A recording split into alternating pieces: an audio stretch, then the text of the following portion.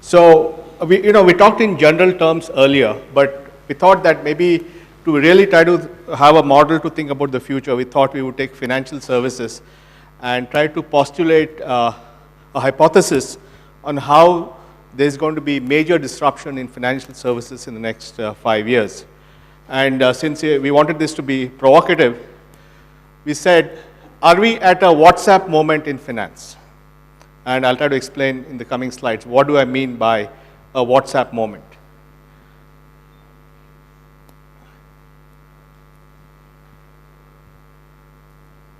Is this thing not working?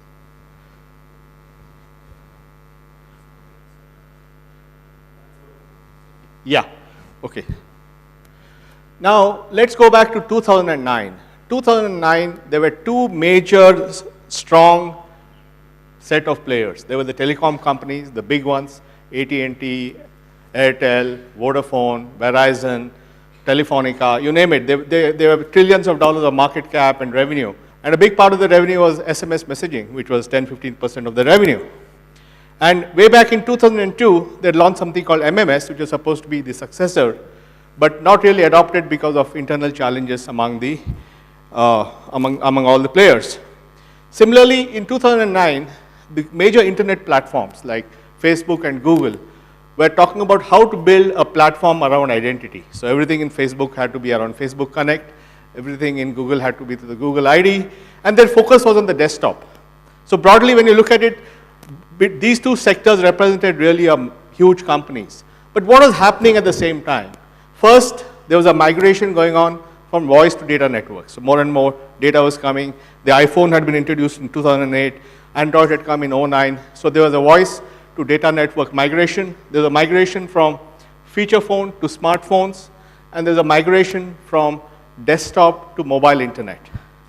So one should have argued that in this industry, where there were telecom companies like AT&T, Verizon, Airtel, and internet companies like Google and Facebook, who was going to change the future of messaging? It was not either of these two. It was a company called WhatsApp. Because WhatsApp, instead of trying to create its own identity number, used the phone number as the identity. It used these contacts in this phone book as a social graph for virality, and it gave free messaging. In fact, in rural India, WhatsApp is called free SMS. Its name is called free SMS. This is what happened, and 2009 was the year that WhatsApp was created by a Ukrainian migrant. Fast forward, today, WhatsApp does 30 billion messages a day. All the telecom operators on the planet put together do only 20 billion SMS a day. In other words, one company started by a Ukrainian migrant with 40 engineers has 50% more messaging volume than all the telcos put together. That's disruption. This is a live thing. And this has happened in front of our eyes because there was a massive disruption in telecom, and somebody took advantage, and no incumbent company with billions of dollars and the smartest people on the planet was able to do it. So keep that in mind as we move forward. Now, clearly we know that one of the factors, especially in India, is the rise of the smartphone. In India, in 18 months, smartphones have grown from 40 million to 150 million. Android One phones at 6,000. You get a Firefox phone, I think, running, I think Mozilla or something at 2,000. So fundamentally, you're going to see $50, $60 smartphones, and Amazon and Flipkart will maybe give discounts and make them cheaper. So anyway, the point is that you can expect that this country will have more than 600 million smartphones by 2020.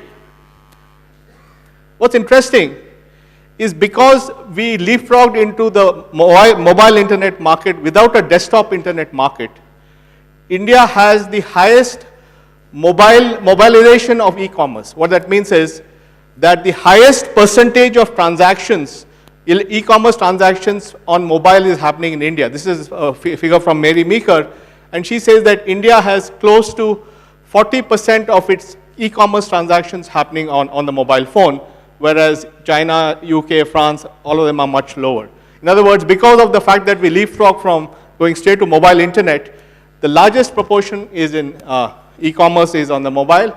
And even if you look at individual companies, I don't have the Amazon numbers, but if you look at both Flipkart and Snapdeal, their mobile e-commerce as a percentage of total e-commerce is the highest. And as you know, Flipkart recently went to mobile only. So you can see that there's a massive change happening where mobile becomes the thing much faster than anywhere else in the world.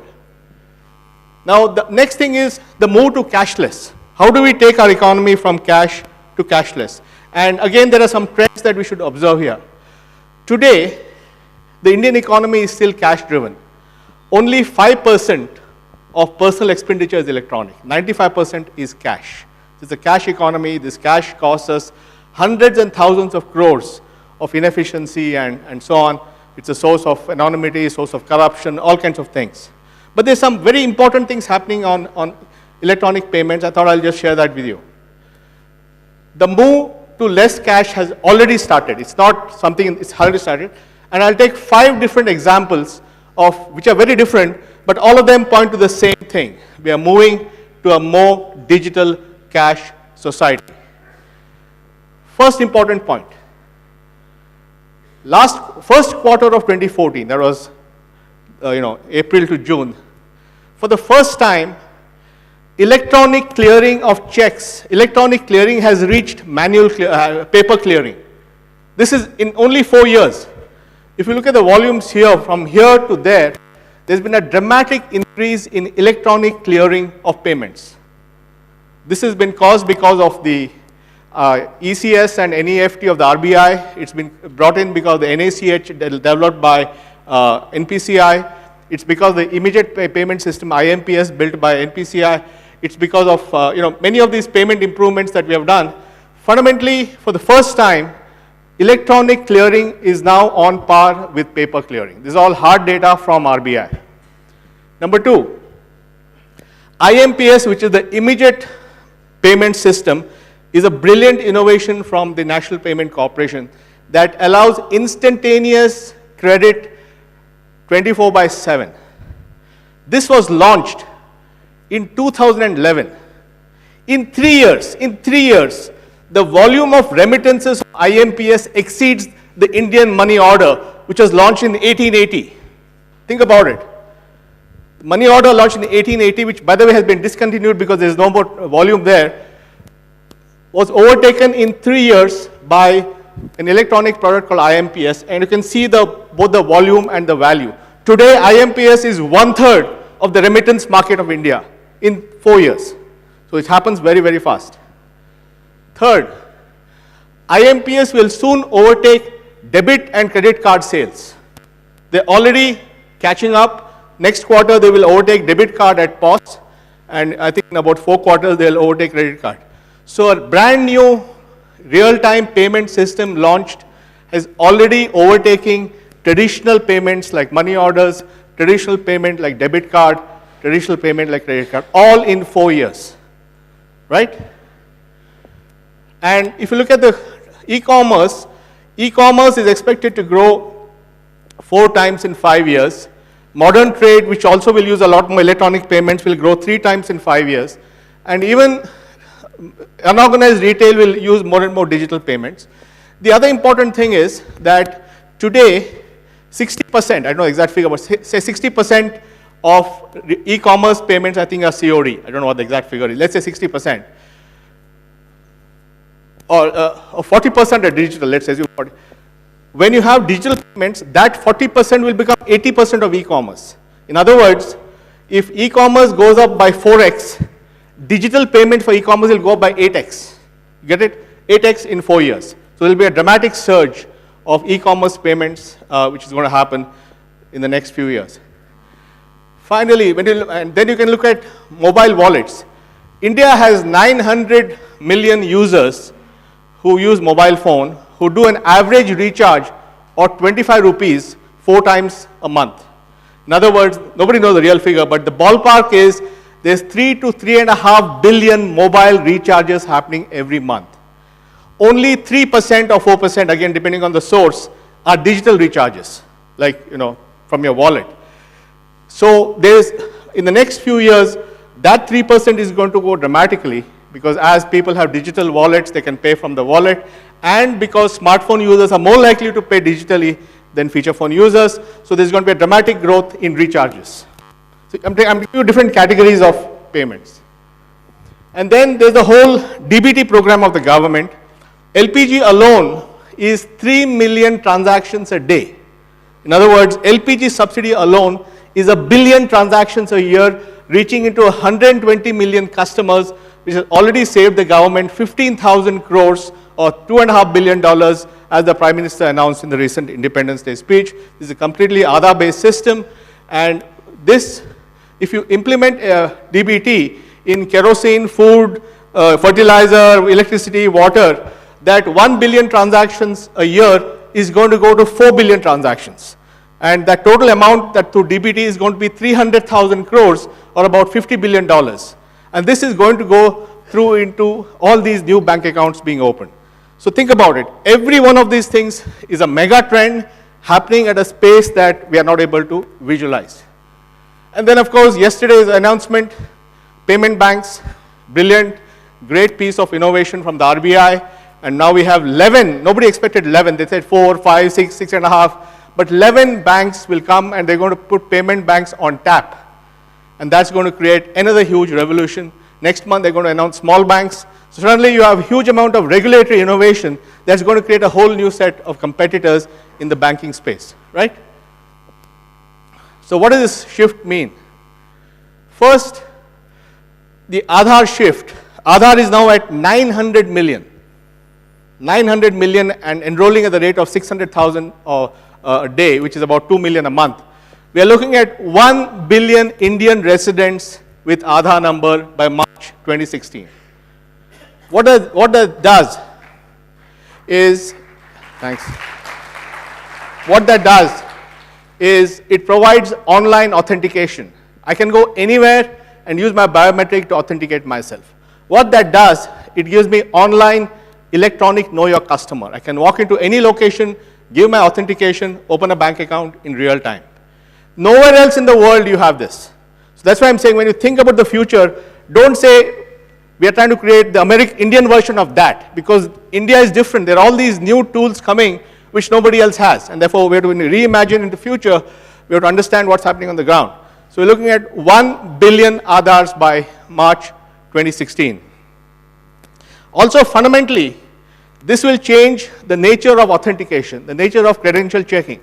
Historically, in the debit card world, you did two-factor authentication with your card and your PIN. So the card is what is called as a what you have authentication, and a PIN is a what you know authentication. So you go and do something with the card, then the fellow will bring you some gizmo and you'll punch in a number. That's called two-factor authentication using card and PIN. Now, the phone will replace the card as the what you have factor, because everybody will have a phone. There's no need to send a card, send it by speed post, send a PIN number by another speed post. All those things will go away. Anyone with a phone can now use that as a card, because we're going to have 900 million people with cards in their pocket, which they use anyway.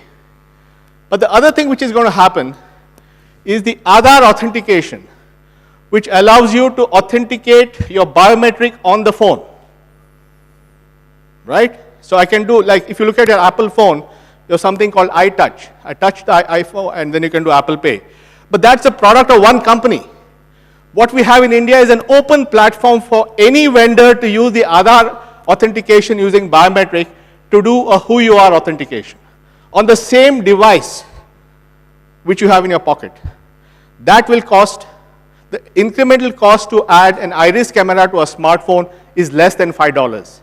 And in the next 12 to 18 months, they're going to have mass market phones with iris authentication, which means you will have in your pocket a device that does single click two-factor authentication in real time.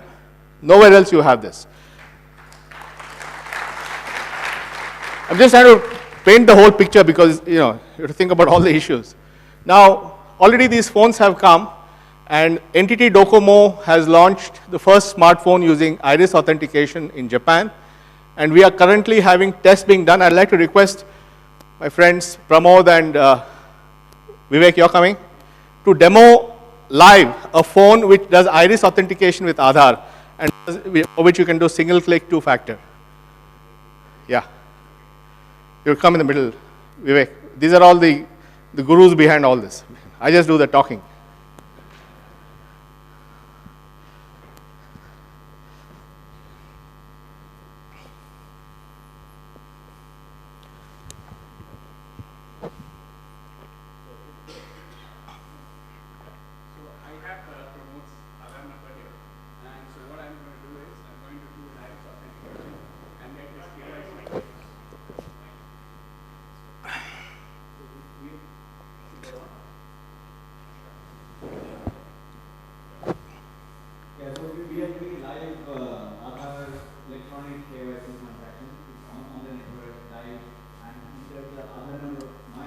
And this is a phone with iris.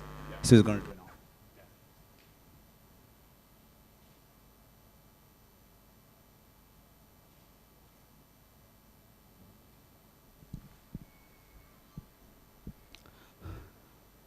So this is live, right from the server. Thanks. So you have the world's largest KYC system live today with 900 million people can do an online authentication, online KYC, and in 6 to 9 months, your phone will do it for you. You'll have two-factor single-click authentication at scale for anyone to use.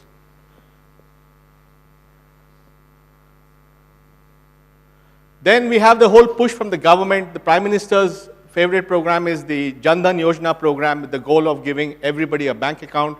We have 17 crore or 170 million bank accounts. Everyone will have a bank account by 2020, and all these payment banks will accelerate the issue of bank accounts. So you're going to have universality of bank accounts. In other words, think of a world, billion people have Aadhaar, billion people have bank accounts, billion people have mobiles. Now, the only scalable way to think about payment infrastructure is going to be the smartphone. You'll see that whereas debit cards are growing at 54%, ATMs are only growing at 30%. When credit cards are growing at 15%, POS machines are going only at 10%. Because the classic hardware of POS machines is a very slow process.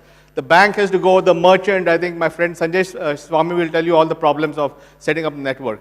And the number of consumers coming on board is going to be much faster than the ability of the system to have acquiring points using the old way of using POS machines. So fundamentally, we believe that smartphones will replace physical cards as the issuing device. In other words, in your hand you have a phone instead of a card, and smartphones will replace POS machines as the acquiring device. In other words, the merchant will also have a phone and not a device. So you are going to have both at both ends.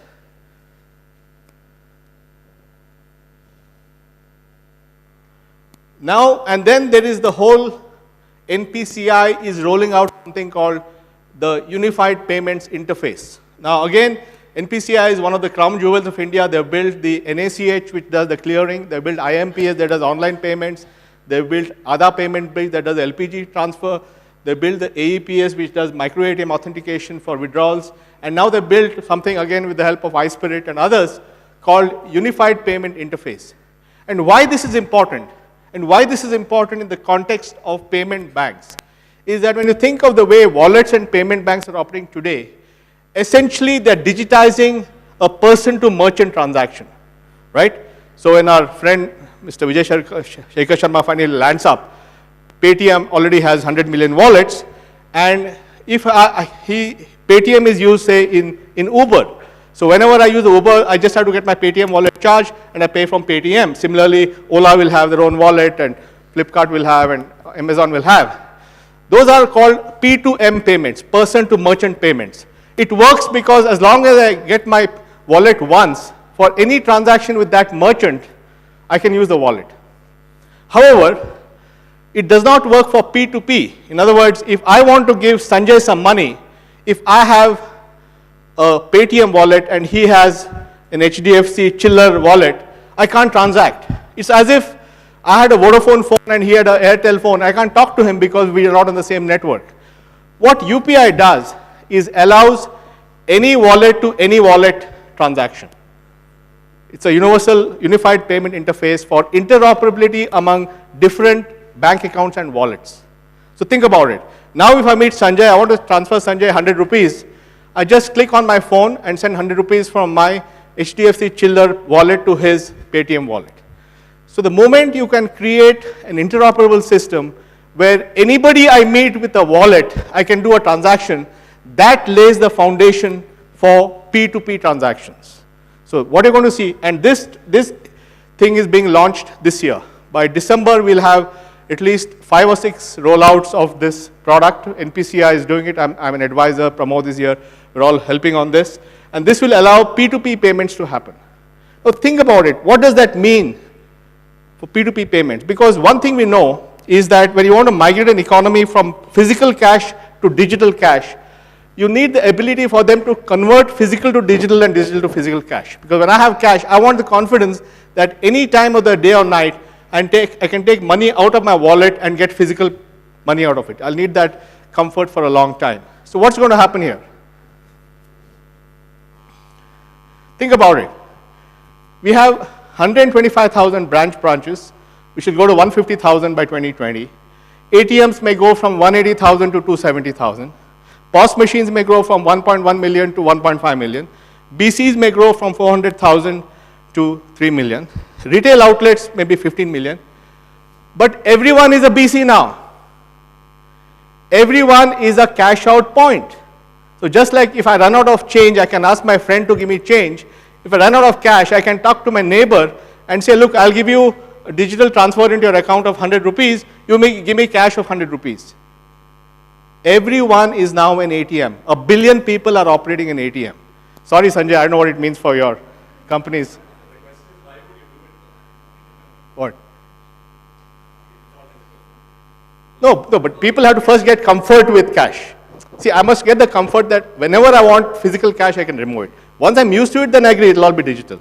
But anyway, we need that transition point. So fundamentally, if every human being, everyone with a phone is now an ATM, what does that mean? It changes everything.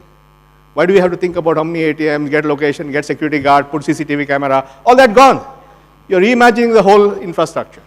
The first is Aadhaar authentication. They showed you the demo of how I can do an authentication on a phone. I can use that for verification of an ID. Second is the eKYC, which I can use to open a bank account or a credit card.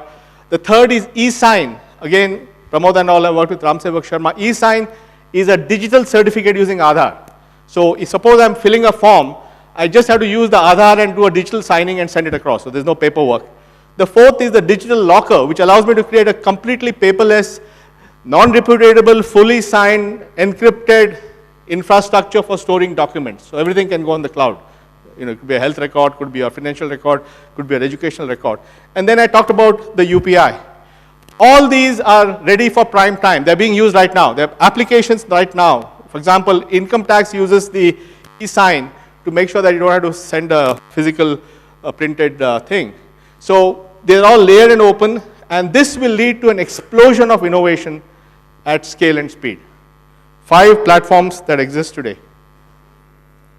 Now, what does that mean for data? So we will go from being data poor to data rich in 5 years. In other words, we're a very data poor country because nobody's online, nobody's on the grid. But if 1 billion people are online with Aadhaar, 1 billion people are online with payment instruments, 1 billion people are online with mobile phones, you're going to have such a tsunami of digital exhaust that you can transform the way you think. So for example, payments will give you this thing. Today, for example, you can go to a thing called Traces, right, Adil? You can go to Traces, which is run by the CBDT, and by the consumer consent, I can get the tax data source of the person. So that if I'm applying for a loan, I can say, look at my tax TDS, I pay a lot of tax. Or you can get social media activity. You can look at PAN verification. On the business side, you can look at POS exhaust. You can look at e-commerce platforms. You can look at so many. GSTN is going to provide APIs on taxes paid by companies. MCA 21 is going to give you data on filings. So suddenly you're gone from a data poor to a data rich world in 5 years, both on the consumer side and on the business side. And that coupled with sophisticated algorithms, which are going to get better and better, will suddenly change the way you do credit, for example. So in one shot, 1 billion consumers and 50 million enterprises can start getting credit using data. They don't have to go fill form, all that gone. So fundamentally, we'll talk about that Adil when we're in the platform. So you're going to go from data poor to data rich in 5 years, both on the consumer side and on the enterprise side. Now, therefore, when you think about the bank, we think about bank and all this stuff. What do we have? Identity through a debit card. We have paper-based signature. We have a documentation, submit some documents, so many sheets of paper. You have all kinds of processes. You have a credit officer who decides what you should get. You use cash, use an ATM. Every one of these functions of the bank in the next 5 years is on the phone. Every one of them. So I can do my authentication with Aadhaar, I can do my KYC with Aadhaar, I can do my digital signature with Aadhaar, I can keep it in a digital locker, I can use mobile payments, algorithms will decide if I'm eligible for a loan at what interest rate, I'll use mobile consumer, everything, the bank is in your mobile phone. Anything that a bank does, I can do on the phone today. Think about it. And think about 11 guys with licenses. So what does that mean? We think that these regulations that have been announced last week will bring in new players with diverse backgrounds. You have Dilip Sanghvi, whose expertise is in running pharmaceuticals. You have Vijay Shekhar Sharma, who's an expert in wallets. You have Tech Mahindra, a tech company. So they have deliberately chosen licenses from different sectors to bring in variety in thinking. And these guys are going to bring in new technology, new business models, and new capital with all this technology available today, which I just described.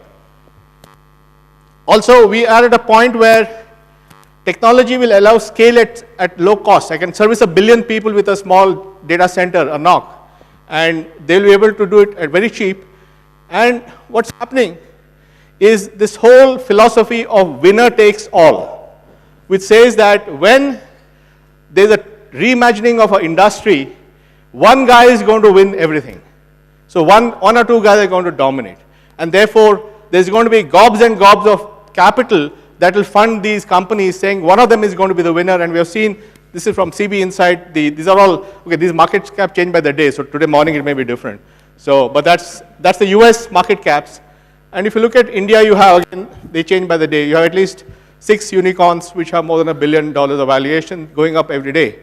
So what that means is that you suddenly now have the ability to create new unicorns with a winner-takes-all approach that can disrupt, can take huge losses for a long time for market share. And why that is important is that in a winner-takes-all market, the number one gets disproportionate value of market share, market cap. If you look at the US, in the Uber business, Uber's market cap is 50 billion. The number two Lyft is 5 billion. It's not like 50 billion and 48 billion. It's 50 billion and 5 billion. Right? There's no number two search engine. There's no number two messenger. There's no number two anything. So fundamentally, in a winner-takes-all market, one guy is going to win. I don't know who that guy is, but at least the investors are going to back different horses. So there's going to be a dramatic expansion of companies and investment in this sector. So we've hypothesized that banking is going to get disrupted because payment will have a new experience through the mobile, as I described. Lending will change to data and algorithms. You're already seeing firms in the US, Cabbage and Carrot and Vouch and all kinds of guys, all lending, all that. And this is only the beginning. Once I own the customer, then I'll get all my deposits. I'll get the deposits. Think about, let's go back to WhatsApp. WhatsApp entered the fray by messaging. So they attacked the 15% business that was SMS. Now you have voice on WhatsApp. So they attacked the 85% business, which is voice. And voice on WhatsApp is 1/6 the cost of voice on voice. No wonder there's this big debate about net neutrality because people are going to get eaten up. So fundamentally, just like that, we think that somebody can enter in the payments business and then use that to get the CASA deposits, use that to do lending based on regulation. So there's a fundamental disruption happening. Obviously, the telecom players have advantages here because they have distribution customers. They're used to high volume, low cost. As I said, 3.6 billion transactions a month. The wallet guys, Quick, Paytm, others will have their strengths. They understand the payment experience, mobile phone. They're also high volume, low cost, low value. Paytm, which began in 2010, is already doing more purchase transactions than any bank in 5 years. Think about it. Not the value, I'm talking about transactions. The value may be 1/5 or 1/10, because an average Paytm transaction, I think, would be 100, 200 rupees. An average debit card is 1,500 rupees, an average credit card is 3,000 rupees. So transaction value is not there, but transaction volume, Paytm is already doing more than HDFC or SBI or ICICI in 5 years. This stuff moves.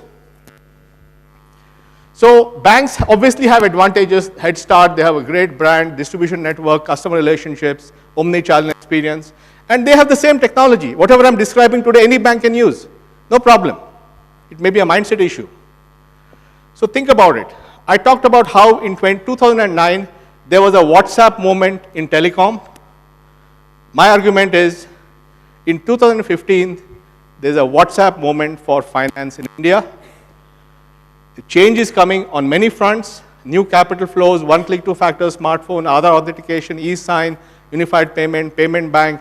Some of it is regulatory, some of it is technology, some of it is design, some of it is market, some of it is capital. And all these worlds are going to collide, and somebody is going to win.